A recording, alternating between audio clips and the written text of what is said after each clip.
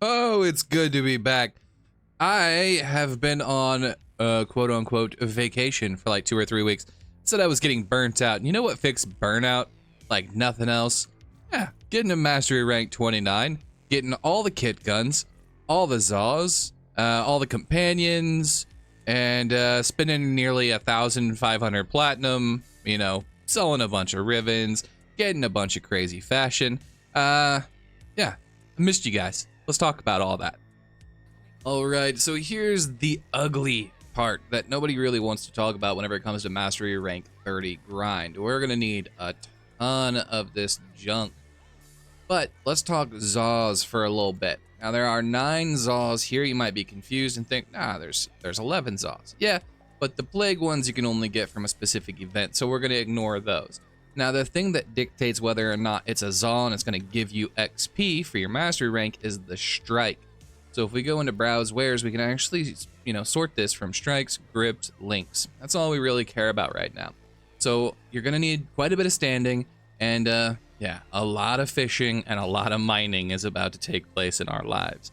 I've already done this grind. I have all of the Zaws complete, but just to give you an idea of the two that I would suggest actually building and taking seriously would be the Dokron and the Sifan. So the Sifan is kind of like a katana, and this one's kind of like a scythe, polearm thing.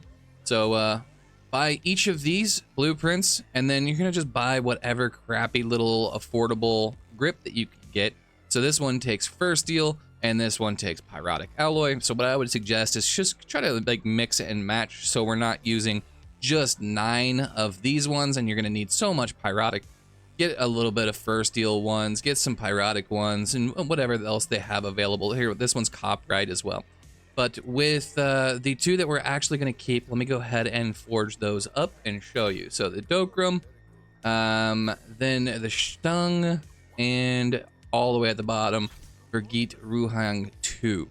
So this one is actually pretty good, especially for Exodia Contagion, where you like jump up and you do like a huge burst of damage to like single target. Like it just nukes bosses. It's really, really strong. You can go ahead and YouTube that. And then the other one would be the Sifan with the Korb grip, and again, the Vergit Ruhang 2. So if you like the Broken War, this thing is pretty solid, and you can do some pretty cool stuff with it. So these are the two that I actually built. Everything else was just simply the cheapest thing I could find. So just random grip, random strike, and random link, just the cheapest one that I could afford to craft. All right, so the first major thing, anytime I'm going out trying to get any materials or minerals, whether it be fishing, mining, Vitus Essence, whatever it is, I always take my boy Gross here. He's a Smedic vet. Doesn't really matter what kind of animal it is, as long as it can use Resourceful Retriever. This mod is absolutely best in slot for anything related to farming. So it's effectively just 20% more stuff, right? Very powerful. Whenever this procs, you feel it, and it feels good. So let's throw on a Resourceful Retriever, and then there's one last thing. Now you can elect to just go straight to Fortuna or Plains of Eidolon or whatever. I could just go straight into Plains of Eidolon in solo mode, but let's test something real quick. We're on normal. We're gonna go into Plains of Eidolon, just free roam, level 10 to 30 zone. So we are out here. Let's go smack a node. Let's just find some like thistle pod or whatever we got. Iridium. Here's some iridium, or what is it called? Erudite. Sorry. So this is free roam. Let's see how much we get. We get 2 erudites, right? Let's see what else we get from this one. Here's another erudite. We got 2 erudites from that. All right. So let me show you something kind of fun and interesting that a lot of people don't know. All right, so we are at Baldi. We're gonna go to bounties. I'm on solo, and if you swap it over to just the tier 5 bounty indicated by these little diamonds here, and you can manage to do this level 40 to 60 zone, we're gonna scale the zone now to be a level 40 to 60 zone. We don't actually have to do the bounty. We don't really care at all. We just wanna scale Plains of Eidolon from, instead of 10 to 30, we want it to be 40 to 60. Now, if we come out here, we're gonna see something a little bit interesting. What we were getting 2 before, here we go. We were getting 2 before, now we're getting 6. 3 times the amount, right? So that's worth knowing. If you're trying to find rock drool or thristle pods or materials like that, yeah, this is definitely worth your while. On top of that, this also scales minerals. So whenever we're mining, look, we just got another 6. It's pretty nice. Whenever we go mining, we're just gonna pop out our Sunpoint plasma drill and we're gonna try to find a cave. Now you press M on your keyboard and we can open up these little mini maps here. Let's go over to this cave. All right, we're down in the mines. So equip your Sunpoint plasma drill. You pick this up in Fortuna. It's hands down the best one. We've got blue nodes and we've got red nodes. Now, if you have a resource drop chance booster, this is going to affect your chances of it being a blue node, because you're going to get more blue nodes. And then resource booster is just going to straight up double what you get. Then you can double the double with Resourceful Retriever mod from your Smedicavac. Blue nodes. With blue nodes, I don't really need gems, so I just kind of do a little jiggle. I don't really care that much. I'd rather do like a full cave in like 2 or 3 minutes. There. This is why I at least check the nodes.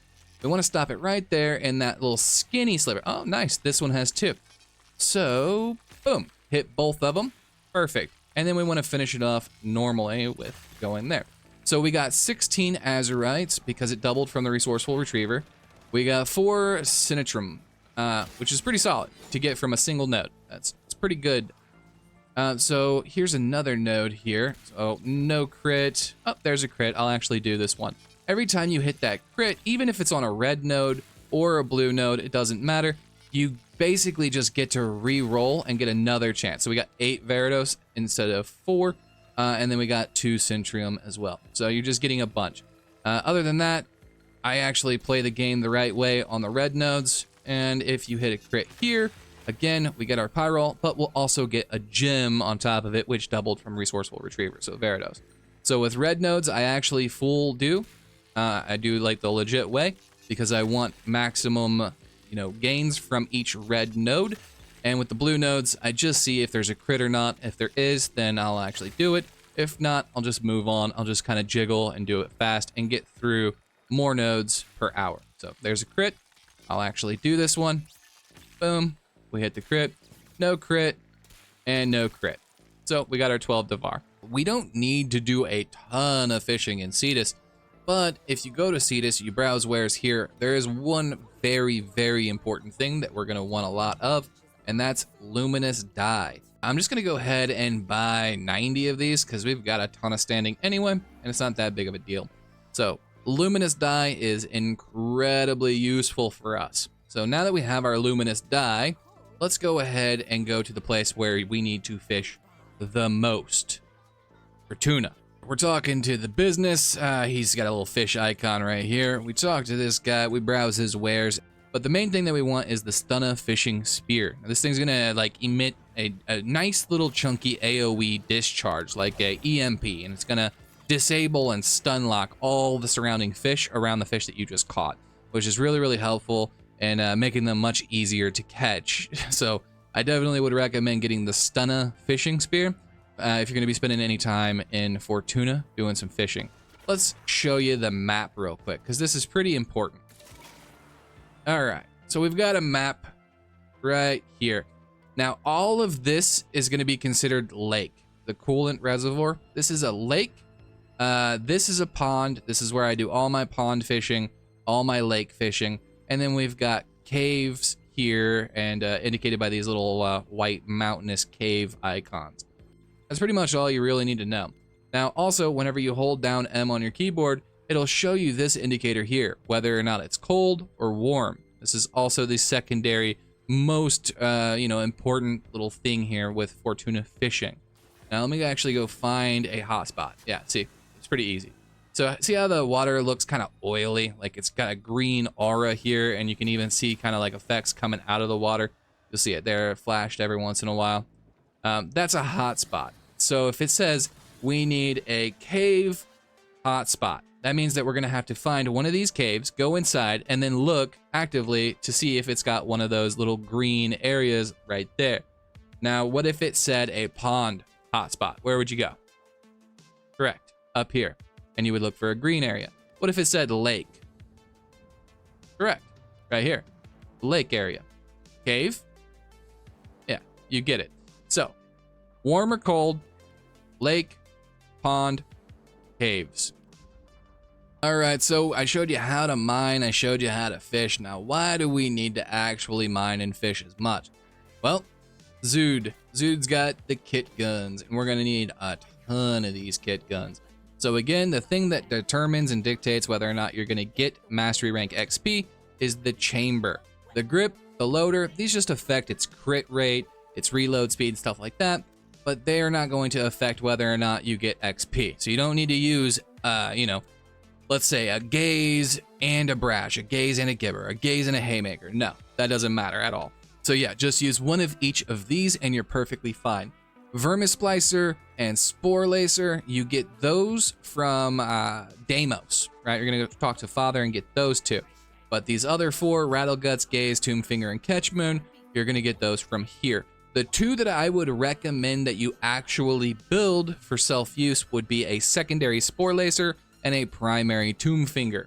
So let's go ahead and look at what I would recommend. So if we want to make it a primary, which Tombfinger does stand out a little bit with primary, we're going to want to use Trimmer. This is going to result in a primary weapon, high damage with recoil match, slower fire rate. We're going for that one shot. On top of that, we're pretty much just exclusively going to be using Splat. This is going to give us extreme crit chance, minimum status chance, high capacity. So this would be our primary weapon, primary Tombfinger, boom, boom, boom, right there like that. Then the other one that I would recommend would be Spore Lacer with Haymaker. This is going to be, using this grip will result in a secondary weapon, and then Splat again. So I'm not saying these are the only ones that are worth using, but these are the two that I went out of my way and actually made for myself. Now you're only actually going to get the Mastery Rank XP from them if you guild them. So we're going to have to level them all the way from 0 to 30, after creating them. And then we're going to have to guild them here after they're level 30. Then we got to level them all again, all the way from 0 to 30. Then we're going to get the Mastery Rank XP from them. After that, you can provide them to him and you can get some of your standing back. But here's my Spore Lacer. You can see Haymaker, Spore Lacer, Splat. I named him Shroomy. And here's my Tombfinger Trimmer Splat. I named it my Nerf gun. We go to chambers. Again, these are the things that you actually need. This is considered the gun. This is the kit gun. Then the grip is going to dictate whether or not it's a primary or a secondary weapon. And then the actual loaders are going to determine if it's going to be high in crit chance or if it's going to be high in fire rate or status chance or whatever. All right, now that we've already talked about the Zaws and the kit guns, MOAs is going to be really, really simple. We're going to configure MOA companion, and the model is the thing that's going to actually give the Mastery Rank XP. You don't need Lambio and Alchem, Lambio and Drax, Lambio and Crisis. No, you just need one of each of these, and that's going to be 6,000, 12,000, 24,000 Mastery Rank XP total from getting all four of these. Companions give 6,000 XP, similar to actual Warframes. So I just went through and I built the cheapest ones because I don't really care about any of these guys. And the Hound Companions, this you get later on whenever you start doing your Sister of Parvos. So I've got quite a bit of this stuff just laying around. But again, the only thing that matters is the models themselves, and you'll end up just getting these already pre-built by just doing your Sisters of Parvos whenever you go for your Tenet weapons. So you worry about the Hounds later on. So if we go into Browse Wares, we can sort it again, and models, these are the four that you're going to want to buy. You're going to need one of each of these, and then just use whatever cheapest core that you want, cheapest gyros, and cheapest brackets. Other than that, get one of each of these weapons, because this is 3,000 Mastery Rank XP from each of these, and the Hellstrom is actually quite good. So I'm talking to Sun here, and if you go into Trade Tags, this is where you get your Resourceful Retriever mod. Again, a huge advocate for it. It's an incredibly good mod. But we also have this Revivification. Now, there's only 3 things from this one. We got Medjay, we got Pharaoh, and we got Vizier, or whatever. And then we've got Valufa, or whatever. These are the kitty cats. So we've got 3 of these. Panzer is actually a really, really good pet. There's several videos out there for Panzer builds. This thing is incredible. They all have use cases, but again, I'm a minimalist kind of guy. I don't like my account getting muddled with, you know, 90% of just garbage that I have to filter through. So I only really keep what I plan on using. Everything else can kind of, you know, kick rocks. So you're going to just build one of each of these. Now the mutagen, this is just going to affect if it's got resistances. So just build whatever one's cheapest. It really doesn't matter in my opinion at the end of the day. And then this one is going to give you a polarity slot. So if you want a Naramon or a Matarai or a Vizarin or whatever, this is just going to give you an extra polarity, kind of like if you were to form a weapon or a frame. So the antigen and the mutagen, I would just suggest you just get whatever you can afford that's easy to craft. There's 3 dogs and 3 cats. Yeah, so there's 6 of them. You're going to need 60 sun tokens minimum just to go ahead and guild all of them so we can get the mastery rank from them. But once you guild them, you can go ahead and choose to release. So this is my Panzer, I believe. I used the Zero mutagen and the Poxy antigen. Couldn't even tell you what those do. But if I chose to go ahead and liquidate him by releasing him, I would get 15 sun tokens back. So if you're really on a budget and you don't feel like keeping any of these guys, you could just guild one at a time. You would guild it, you would level it up to 30, and then you would just release it if you really don't plan on using it, and you would get your sun tokens back that it cost to guild it in the first place. So it's definitely an option for you.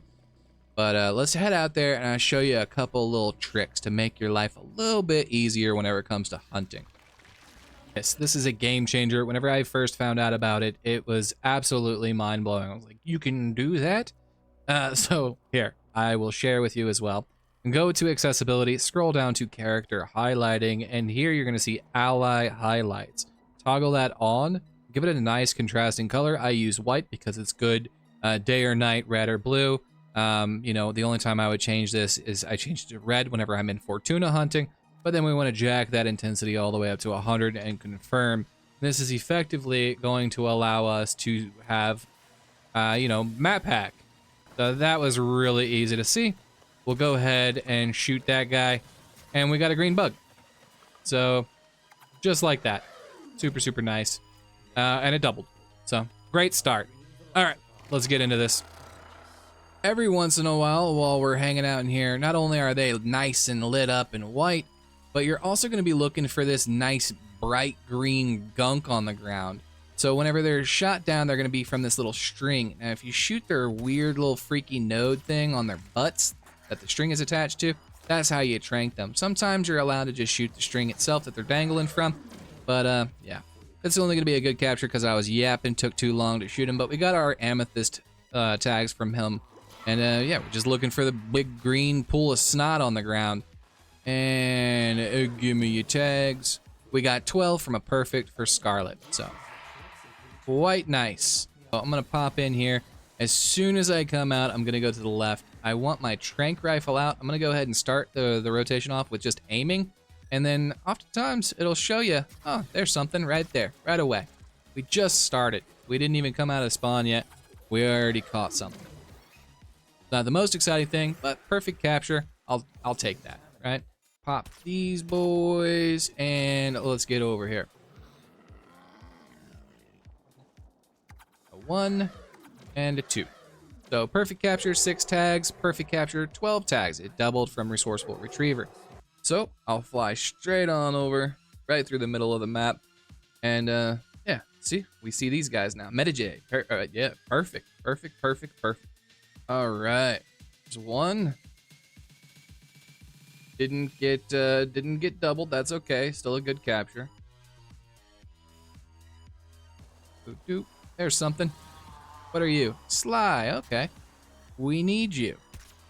So 1 for you and 1 for you. Boop and boop. Perfect capture. It doubled. We got 12 and we got 6 from him. So 18 Sly tags. So we got some purple bugs. That was a perfect capture. That was a perfect capture. So 12 and 18. Got 18 tags there. We got some bugs. All right, so let's do numbers. I like graphs, I like numbers, I like charts and stuff like that. So I went from mastery rank 24 all the way to 29 in about a week and a half. Let's say, give or take, 10 days. So for from 24 to 29 is 662,000 mastery rank. Now only, let's say here, we've got 27,000 of that came from Cetus from the 9 Zaws, 36,000 came from Fortuna from the 4 Kitguns, 4 companions. You can read the rest, 42k. 105,000 of this 662,000 came from the open world stuff that we just discussed. Now, what would 105,000 take us? That would take us from mastery rank 0 all the way pretty much to mastery rank 7. So we went from 0 to 7 with just the stuff that we just talked about. The Zaws, the Kitguns, the companions from the open world area. Now, where did the other 500,000 come from? Well, first of all, in 10 days, I went from mastery rank 0 to around about mastery rank 16 in 10 days, and that's without any availability of like the easy low-hanging fruit, right? We've already used all of that stuff. Remember, we just go buy all the blueprints from the dojo. So where did we go from this point forward, and how do we get more mastery rank XP? Well, the short answer is platinum. We're just gonna need to farm platinum. So at this point, we're gonna be using alecaframe. Let's talk about this a little bit. So if you come into Foundry here, it'll show you, and you can kind of filter out. So you can go, we only want to show unmastered stuff because that's what we care about right now. So we know that Ash Prime is here, and we're only missing these 2 items. So this one, we can see directly, okay, well, it's worth 13 platinum. We can go ahead and buy that, and then we can go ahead and buy this for 35 platinum. Message straight to the clipboard there, and we can go ahead and just send him a direct message. All right, he's not there. Let's go ahead and try the next guy. Slightly more expensive at 45 platinum, but let's see if this guy is here. So then we can just immediately go try to buy that part there. Oh, he's gonna issue a trade. Pop in, it was 10 platinum. So bada bing, bada boom. We're gonna go ahead and confirm. So this is Rod. Yes, 10 platinum for the chassis. Yep, that's the chassis, 10 platinum, perfect. And we bought our part. Now, it's as simple as that to complete our sets. Go ahead and be nice, say thank you, and leave his dojo so we're not holding him hostage. But this is how I went through. Now, you can also sort it by normal, unmastered, and then this is who we still have yet to farm. Protea, I'm getting kind of close. I got really bad luck with the getting 3 systems duplicates and no chassis and no neuroptics, but I'm still farming my sisters of Arvos or whatever they're called. So I'll eventually get that. Mirage, I do the quest for her. Octavia is a quest as well. Oberon, I just do a couple of these missions, get the caches there, and he should be pretty easy. We got a couple of people that we can kind of, polish off without much issue, right? Mastery Helper, you can actually sort this with platinum. So we can see, oh, well, we could finish our epitaph for around 8 platinum. That's 3,000 mastery. And you can see here an indicator of how much you'll be expected to get in your progress bar per item. So if we go instead to an actual Warframe, boom, it's double, right? You get 6,000 from Warframes, only 3,000 from weapons. So that's still a pretty good chunk, right? So we need 147,000 XP to finish up. And currently, I have 350 platinum. It's probably not going to cut it, but we do have a couple of things cooking up. So here's 6, 12, 18, 3,000 per weapon. We've got a couple of weapons. And then these dogs, yeah, I just need to sell those guys. But yeah, I'm working on it. So we should be able to get Mastery rank 30 in 100 days on this account. And I'm excited for that. I've got this Boltor up for 240, this Akicore for 600, and this Finmore up for 600. It's just a matter of time before they sell, and I'm just reducing the price ever so often. So it's been a little bit. I'll go ahead, I'll come down here, I'll reduce this price to, let's say, 550, and yeah, we'll just edit contract, and boom, now it's listed for 550. Just that easy. Yeah, gonna be running a lot of relics soon whenever Caliban comes out, because you can make a ton of platinum. Everybody's gonna want Caliban. He's the new hotness. YouTubers are gonna want to make a new video. Veterans with hundreds of thousands of platinum just sitting around, they'd rather just spend their platinum on something than buy it flat out. So yeah, you can stand to make a lot of platinum if you can put in a few hours on the first couple of days of a new Prime release.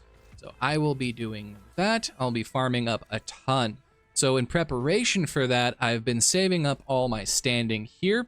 We're not going to use any of this standing. We're saving it up. So as soon as Caliban does drop, we can spend all this on relic packs. So that you're getting 3 per. So that's 6, 12, 18 per thing. So we're going to get 36 relics right off the rip as soon as the Caliban pops.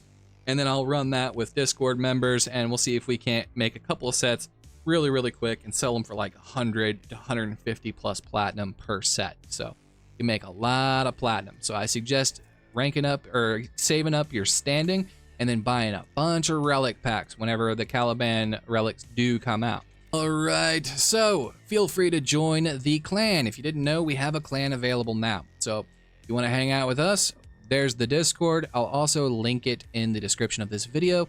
Feel free to join the Discord. We have a recruitment channel where you would just leave your in-game name and one of the recruiters will get to you. We'll get you added in and you can come into the clan. The clan is already pre-furbished. X Keller was nice enough to let us use his pre-existing clan. It's got all of the research done, and it also has some pretty cool stuff. Now, the main thing that I want to talk about now is this mobility course event. So if you do join the clan, we're having a little bit of an event.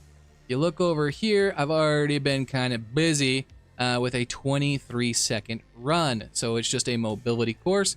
You'll pop in, you'll run the course. I'm going to try to fail here on camera. I'm not on the right build, using the right guns. But just to give you an idea, you come over here, and it's like a parkour course. You got to go through each of the gates, and yeah, some of these platforms disappear on you. Some of them, you know, you got to kill all the enemies. So there's a couple enemies here. What guns am I even? I don't even know what guns I'm using. All right, so you got to kill all the enemies, and then, yeah. Oh, and I screwed up. So there's a gate there. There's more enemies over there, and then you got to finish on that gate.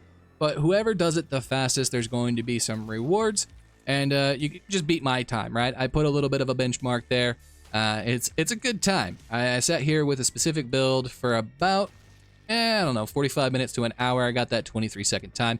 I'm sure if you're dedicated enough, you can beat me. So head on over to the Discord if you're interested in that kind of stuff. We're doing giveaways, we're doing events, we're going to be doing clan stuff. It's a good time. We got some good people over there, and we'd love to invite you to come hang out. So there's that. Let's wrap this video up. It's gone on long enough. This is a long episode. So let's show profile real quick.